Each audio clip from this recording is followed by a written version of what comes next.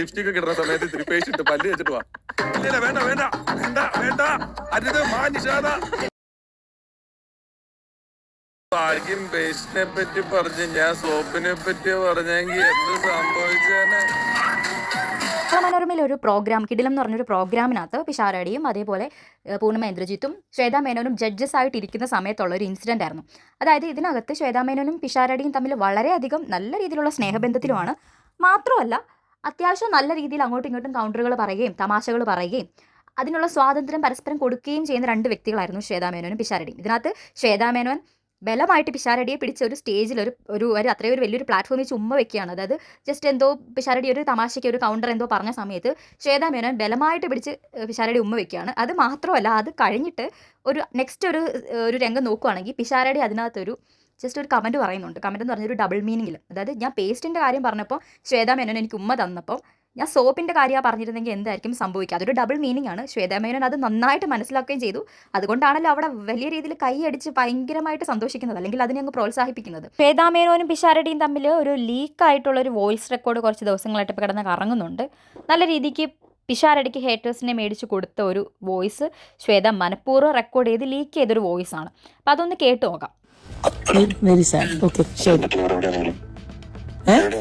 ഞാൻ crown Plaza. ഞാനിവിടെ എന്റെ ഹസ്ബൻഡ് ഇന്ന് വൈകുന്നേരം വരും. അപ്പൊ ഞാന് ഇവിടെ വന്നാ. ഹലോ എന്ത് ഞാനേ നിങ്ങളുടെ ക്രൗൺ പ്ലാസ എന്താ പരിപാടി അല്ല അതല്ല, ഞാൻ അങ്ങനെയല്ല, ബോംബെന്ന് മൂപ്പര് വരും എന്നാ ഞാൻ പറഞ്ഞത്. അതാ ഞാൻ പറഞ്ഞത് മൂപ്പര് വന്നിട്ടാണ് പരിപാടി. ഓ ആ പരിപാടി അങ്ങനെയൊന്നുമല്ല. അല്ലേ ഞാനത് കൂട്ടി വായിക്കാം. നിങ്ങളോട് ചോദിച്ചു എന്താ ഇന്ന് പരിപാടി, വൈകിട്ട് ഹസ്ബൻഡ് വരും. വിഷു ഞാൻ ഭയങ്കര സ്ട്രേറ്റ് ഫോർവേഡ് ആയ ഒരു വ്യക്തിയാണ്. അതാണ് എന്റെ ഏറ്റവും വലിയ പ്രശ്നം. എനിക്ക് ഇങ്ങനത്തെ ഒരു കാര്യങ്ങളും അറിയാത്ത ഒരു കാര്യം അതാണ്. അല്ല ഹസ്ബൻഡ് വന്ന് പോട്ടല്ല. യു ജസ്റ്റ് പിഷു I want you people to give me the. ശരി. പുള്ളിക്കാരത്തിൻ്റെ ആദ്യത്തെ വീഡിയോ കണ്ടാൽ തന്നെ മനസ്സിലാവും അത്യാവശ്യം പിഷാരടിയും ശ്വേതാ മേനോനും തമ്മിൽ ഒരു ഫ്രണ്ട്ഷിപ്പ്, നല്ല രീതിക്ക് ഒരു ഫ്രണ്ട്ഷിപ്പ്, അല്ലെങ്കിൽ എന്തെങ്കിലുമൊക്കെ തുറന്ന് പറയാൻ ഓപ്പണായിട്ട് പറഞ്ഞാലും അങ്ങോട്ടും ഇങ്ങോട്ടും നെഗറ്റീവായിട്ട് എടുക്കാൻ പറ്റാത്ത രീതിയിലുള്ള തരത്തിലുള്ളൊരു ബന്ധമാണ് പിഷാരടിയും ശ്വേതാ മേനോനും തമ്മിലുള്ളത്. പക്ഷെ പുള്ളിക്കാരത്തിക്ക് ഒരാവശ്യ സമയത്ത്, അതായത് പുള്ളിക്കാരത്തിക്ക് അത് ഉപയോഗിക്കേണ്ട ഒരു സമയത്ത് പുള്ളിക്കാരത്തി ആ ഒരു റെക്കോർഡിനെ നല്ല രീതിയിൽ ഉപയോഗിച്ചു. അതായത് ആ സമയത്ത് പുള്ളിക്കാരത്തിക്ക് അത് മനസ്സിലാവാത്തത് കൊണ്ടല്ല പിഷാരടി പറഞ്ഞത് ഒരു ഡബിൾ മീനിങ് ആണെന്നും അവർ തമ്മിൽ കാഷ്വലായിട്ട് അത് വരാറുള്ളത് കൊണ്ട്, അല്ലെങ്കിൽ അങ്ങനെ സംസാരിക്കാറുള്ളത് കൊണ്ടുമാണ് പിഷാരടി അത് പറഞ്ഞതെന്നും നമുക്ക് കേൾക്കുമ്പോൾ മനസ്സിലാവും. പക്ഷേ ശ്വേതാ മേനോൻ നല്ല അവെയറാണ്.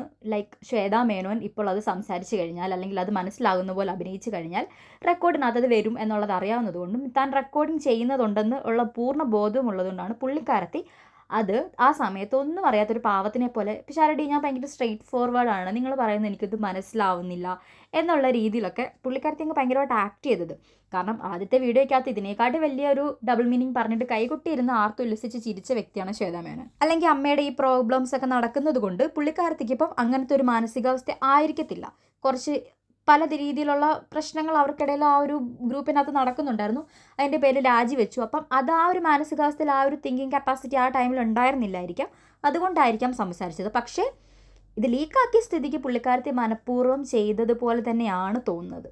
അതുപോലെ തന്നെ ഇലക്ഷന് MLA ആയിട്ട് പാലക്കാട് ജയിച്ച സമയത്തും ശ്വേതാ മേനോൻ ഈ ഒരു പിക്ചർ ആയിട്ടിരുന്നത്. അതായത് ഇതിനകത്തൊന്ന് വ്യക്തമാണ് ആക്ച്വലി ശ്വേതാ മേനോനും പിഷാരടിയും തമ്മിൽ അത്യാവശ്യം നല്ല ബോണ്ടിങ്, അല്ലെങ്കിൽ ഒരു നല്ല ഫ്രണ്ട്ഷിപ്പ്, അങ്ങോട്ടും ഇങ്ങോട്ടും അത്യാവശ്യം ഇതേപോലത്തെ ഡബിൾ മീനിങ് കോമഡികളും ഒക്കെ പറഞ്ഞാൽ അങ്ങോട്ടും ഇങ്ങോട്ടും രണ്ടുപേരും എൻജോയ് ചെയ്യും. അത്ര നല്ല കാര്യമാണെന്നല്ല, അവർ തമ്മിൽ പരസ്പരം എൻജോയ് ചെയ്യുന്ന രണ്ട് വ്യക്തികളാണ് എന്നുള്ളത് വളരെ വ്യക്തമാണ്. അത്ര ക്ലോസ് ആയിട്ടുള്ള രണ്ട് വ്യക്തികളാണ്.